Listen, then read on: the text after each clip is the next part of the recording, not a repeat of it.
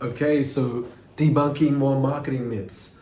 I can just copy what big brands are doing and it will work for me.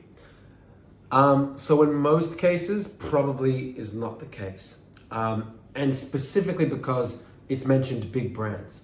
What a big brand is doing is usually predicated on years of data, staff, results and split testing and intellectual property that you don't have.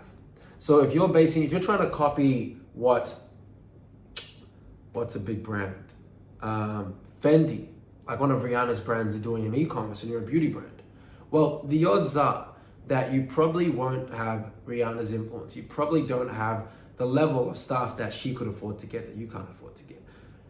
You also probably don't have what would be perhaps 5 or 10 years of Rihanna plotting and strategically thinking of the idea and testing things without you even knowing about it. What is perhaps a wiser thing to do is, especially if you're in e-commerce, you can use a basic Facebook ads library for the Facebook ads library and look at what your competitors are running in terms of ad copy and ad creative. And then you can get inspiration from that and use one of their winning ads, which they're obviously winning because they're spending money on it, so it must be good. Use the format of their ad and add that to one of the variables for you to test. It's not that you're only testing their style of ad. It's more that you already have some of your own tests, you've done some product market research, identified your customer, understood them at a deep level, and then you're also able, okay, to look at what else is working at the Facebook ads library level, not for a mega conglomerate, but by another business, and you can add that as a test. So just straight up copying, big brands isn't necessarily the biggest. It's not always the best risk-adjusted strategy. However, to be the advocate of the other side, if you are going to copy a brand, you want to copy a trend. So for example, Logan Paul and KSI, when they were promoting Prime or like one brand, they're like, look at him, now look at me, now look at him, now look at from that famous ad from like a decade ago for like some sort of male thing. And when they did that, it was a pattern interrupt because people are used to seeing that style of content with that big brand, but you see Logan Paul doing it, right? So there are times when it's wise to hop on trends and you can integrate them into your brand and product because now you're leveraging someone else's momentum, putting it into your own thing. But to just think you can copy everything that a big brand does, whether it be their website, their ad copy, their actors, like usually there's a lot more to the story.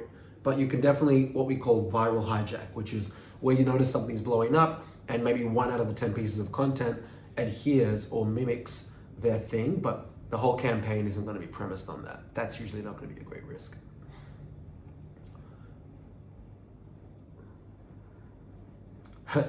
Okay, I understand this. If I go viral once, my business will blow up forever. Like not forever, but like you've done it once. Great. Short answer is no. Okay, so just because you've blown up once, don't get me wrong, you might get a big check out of it, you might get a big sales there from it if you're an e-com.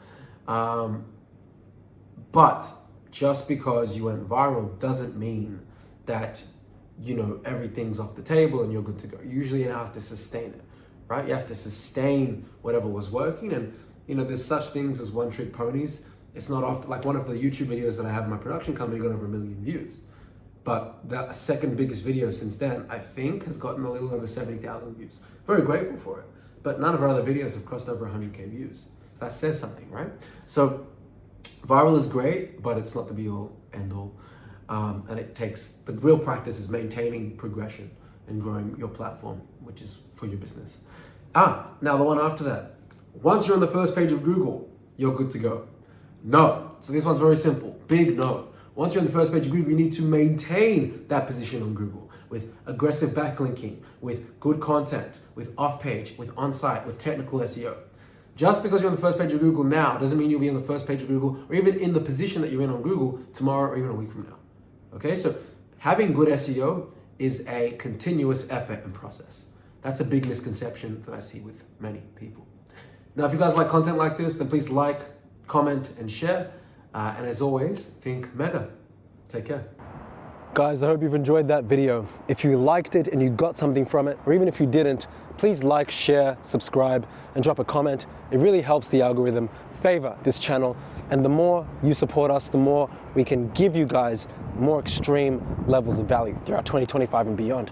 Looking forward to the next episode and being able to serve you guys. And as always, think mega. Take care.